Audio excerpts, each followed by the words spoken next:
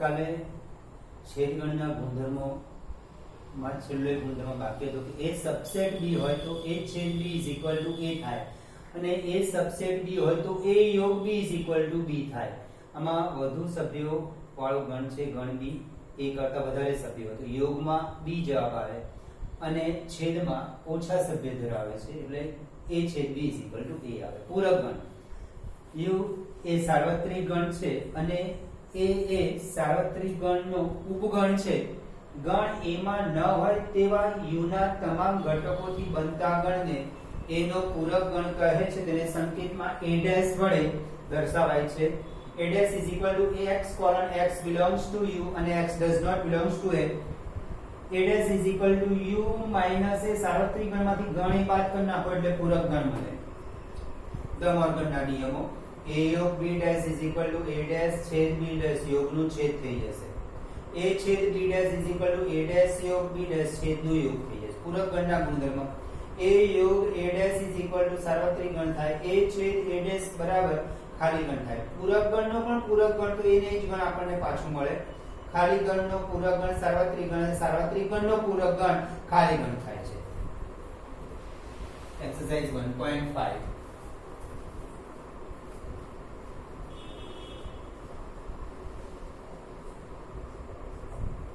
પહેલો example u is equal to 1 2 3 4 5 6 7 8 9 a is equal to 1 2 3 4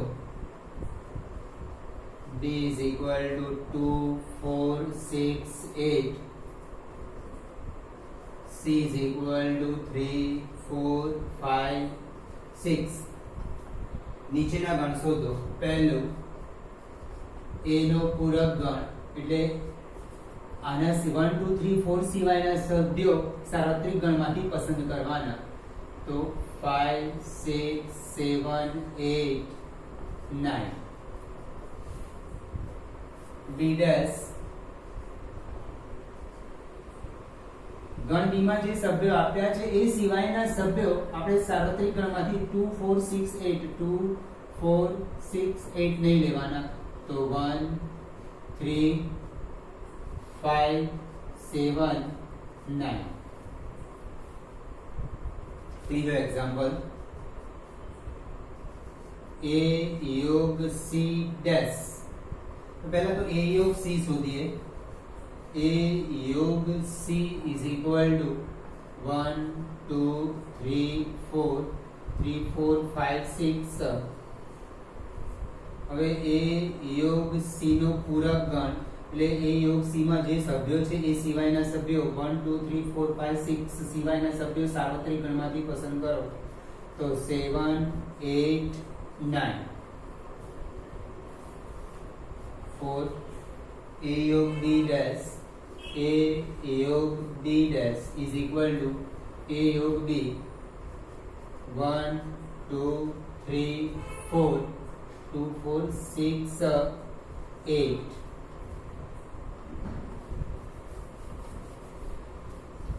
પહેલા a યોગ b is equal to 1 2 3 4 2 4 6 8. હવે a યોગ b ડેશ શોધીએ.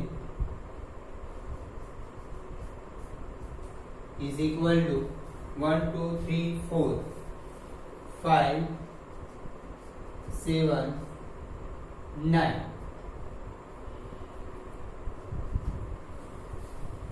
હવે એ પાંચમો એક્ઝામ્પલ a ડેશ નો ડેશ a ડેશ એટલે એનો પૂરક ગણ શોધ્યો છે આપણે 5 6 7 8 9. હવે આનો પણ પૂરક ગણ શોધવાનો આપણે એટલે કે એ સિવાયના સભ્યો સાર્વત્રિક ગણમાંથી. તો 1 2 3 4 એટલે પૂરક ગણનો પૂરક ગણ એ ગણ બની જાય. છઠ્ઠો એક્ઝામ્પલ b માઈનસ c નો પૂરક ગણ.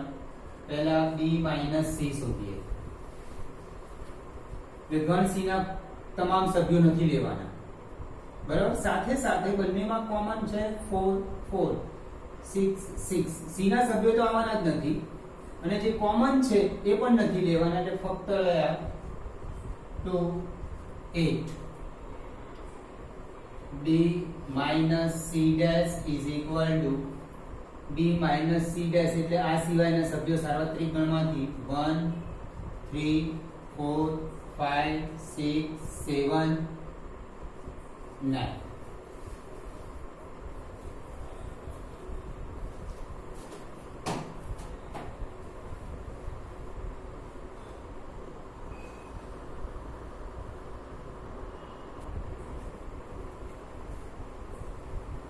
U is equal to A B C D E F G H હોય તો નીચેના ગણના પૂરક ગણ શોધો.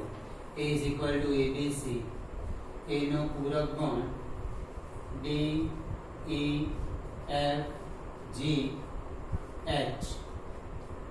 બીજો એક્ઝામ્પલ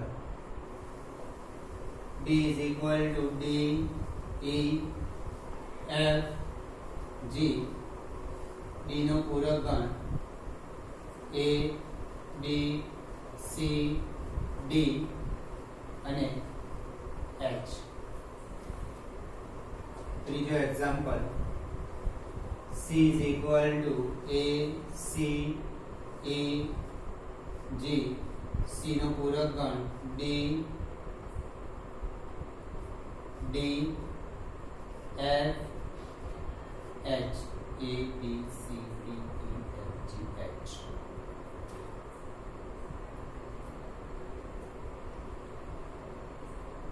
ચોથો example D is equal to F G H A, આ સિવાયના સભ્યો સાર્વત્રિક ગણમાંથી B C D E.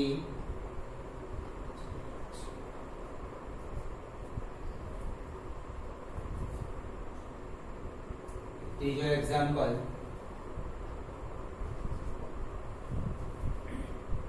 પ્રાકૃતિક સંખ્યાઓના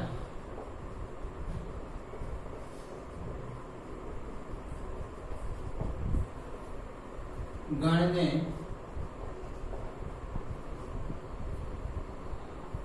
સાર્વત્રિક ગણ તરીકે લઈ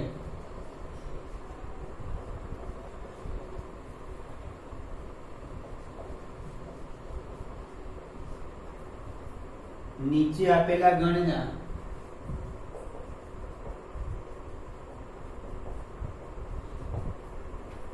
પૂરક ગણ શોધો.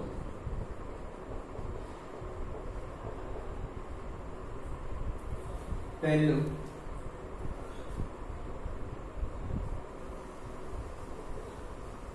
x colon x a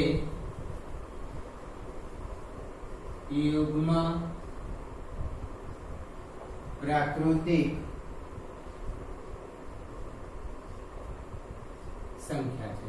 અહીં આપણને સાર્વત્રિક ગણ તરીકે પ્રાકૃતિક સંખ્યા લેવાનું કીધું છે, એટલે કે 1 2 3 4 5. હવે આનો અર્થ થાય 2 4 6 8 10. હવે એનો પૂરક ગણ થાય 1 3 5 7, એટલે આનો પૂરક ગણ x colon x a અયુગ્મ પ્રાકૃતિક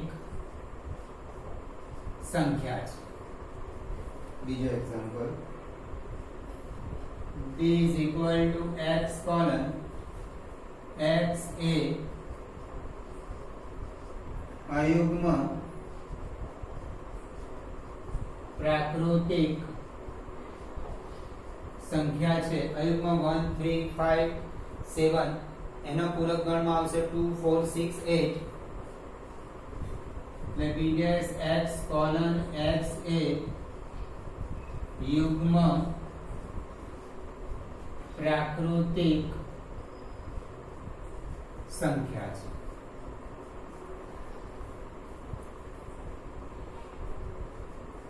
x colon x a 3 નો ધન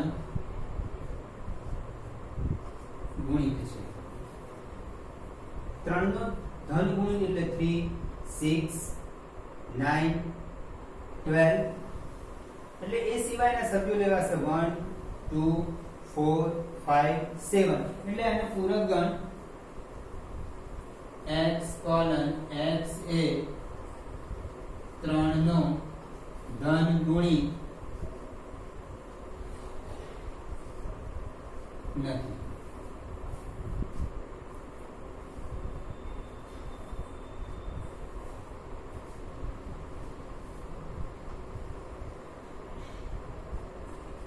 ચોથું D x x એ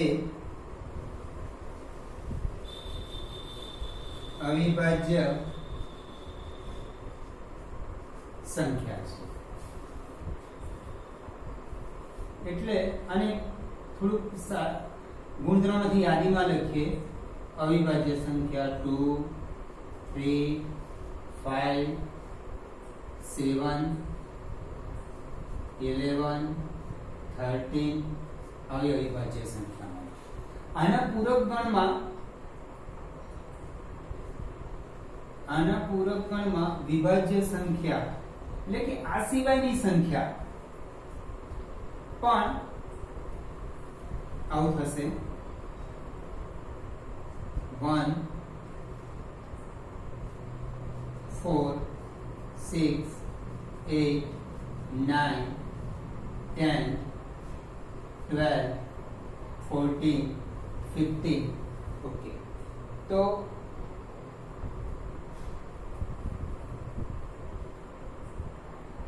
1 4 6 8 9 10 12 એ વિભાજ્ય સંખ્યા એટલે તમારે લખવું હોય તો આમ પણ લખી શકશો x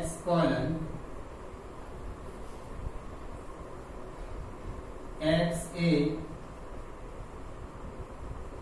વિભાજ્ય સંખ્યા છે અને x is equal to 1 x belongs to n. કારણ કે 1 વિભાજ્ય પણ ન કહેવાય અવિભાજ્ય ને કે વિશિષ્ટ સંખ્યા છે. તો અહીં આપણે આના બરાબર આવું લખી દઈએ કે x એ વિભાજ્ય સંખ્યા છે. તો આ વિભાજ્ય નથી એટલે એના તમે x એ વિભાજ્ય સંખ્યા છે અને x is equal to 1.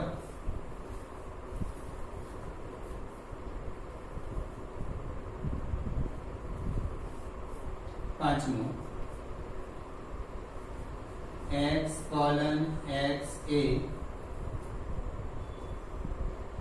3 અને 5 વડે વિભાજ્ય પ્રાકૃતિક સંખ્યા છે. 3 અને 5 વડે વિભાજ્ય એટલે 15 વડે વિભાજ્ય એટલે આવું લખી શકાય અને 15 30 45 60. તો આનો પૂરક ગણ x x એ 15 વડે વિભાજ્ય પ્રાકૃતિક સંખ્યા નથી.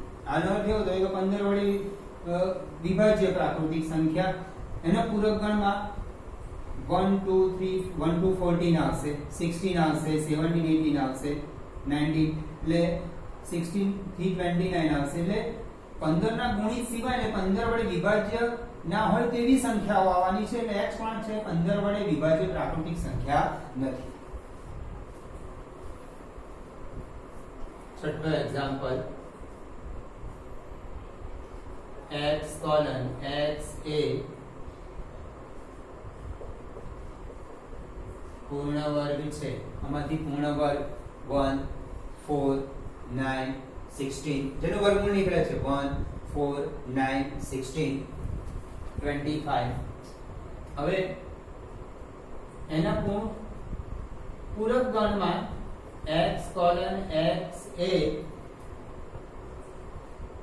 પૂર્ણ વર્ગ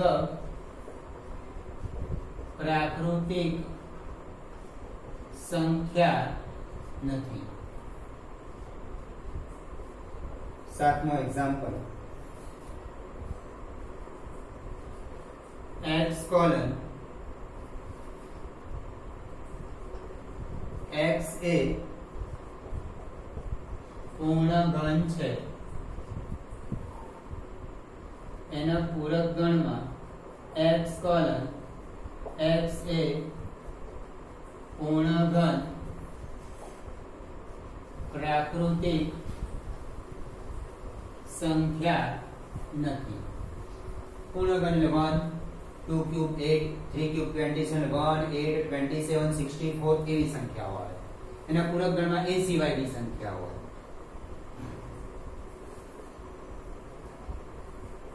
x colon x plus 5 is equal to 8. આને ગુણધર્મમાંથી યાદીમાં લખીએ. x plus 5 is equal to 8, x is equal to 3, h is equal to 3. એના પૂરક ગણમાં 1 2 4 5 6 7 અથવા આમ પણ લખી શકાય n minus 3.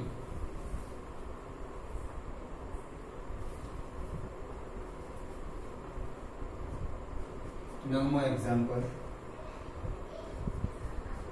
x colon 2x plus 5 is equal to 9, 2x plus 5 is equal to 9, 2x is equal to 4, x is equal to 2.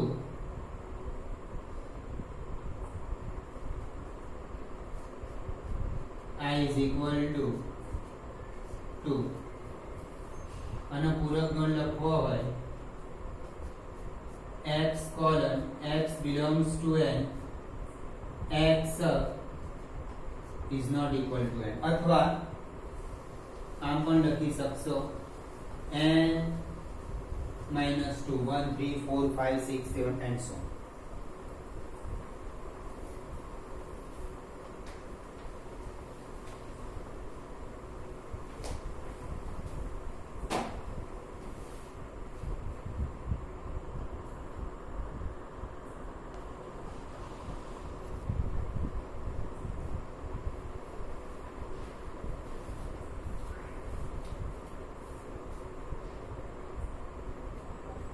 દસમો example, x colon x greater than or equal to 7, એટલે 7 8 9 10, z is equal to 1 2 3 4 5 6. 11મો example, x colon x belongs to n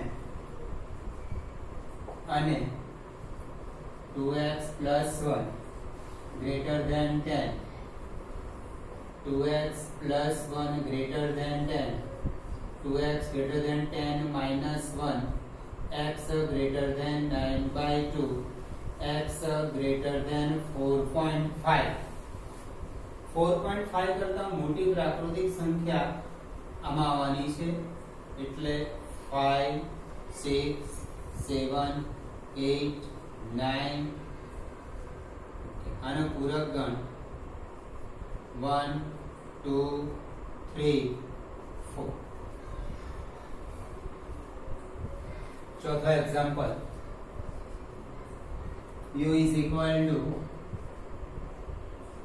1 2 3 4 5 6 7 8 9. A is equal to 2 4 6 8. B is equal to 2 3 5 7. तो चकासो के A of B dash is equal to a dash છેદ b dash.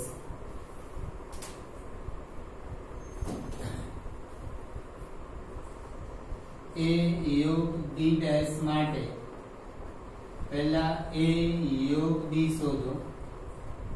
2 3 4 5 6 7 8 a યોગ b dash is equal to 1 9. આ પરિણામ number 1. હવે a dash છેદ b dash માટે પહેલા a dash એટલે a નો પૂરક ગણ 1 3 5 7 9. b નો પૂરક ગણ 1 4 6 8 9. a dash છેદ b dash is equal to 1 9. બંનેમાં કોમન 1 અને 9 છે. 1 અને a પરથી a યોગ b dash is equal to a dash છેદ b dash.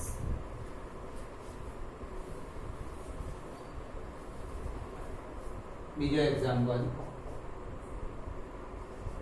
a છેદ b dash is equal to a dash યોગ b dash ચકાસો. a છેદ b dash માટે a છેદ b is equal to 2. a અને b માં કોમન ફક્ત 2 છે. હવે a છેદ b dash is equal to 1 3 4 5 6 7 8 9. a dash યોગ b dash માટે a dash અને b dash ઓલરેડી શોધ્યા જ છે આપણે. આ પરિણામ નંબર 1. a dash યોગ b dash is equal to 1 3 4 5 6 7 8 9. 1 3 4 5 6 7 8 9. પરિણામ 1 અને 2 પરથી a છેદ b dash is equal to a dash યોગ b dash. હવે તમને એક્ઝામમાં આવું પણ ક્વેશ્ચન આપી દે, u આપે, a આપે અને b આપે અને એવું કે ધ મોર્ગનના નિયમ ચકાસો, તો તમારે આ બંને નિયમ લખવાના અને ચકાસવાના. અહીંયા તમને ચકાસો ધ મોર્ગનના નિયમો આપી દીધા છે, પણ ફક્ત ક્વેશ્ચનમાં u આપ્યો હોય, a આપ્યો હોય અને b આપ્યો હોય અને એવું કે પૂછે કે ધ મોર્ગનના નિયમો ચકાસો, તો આ બંને નિયમ લખવાના અને ચકાસવાના. આ બંને નિયમ એટલે બંને નિયમ યાદ રાખો.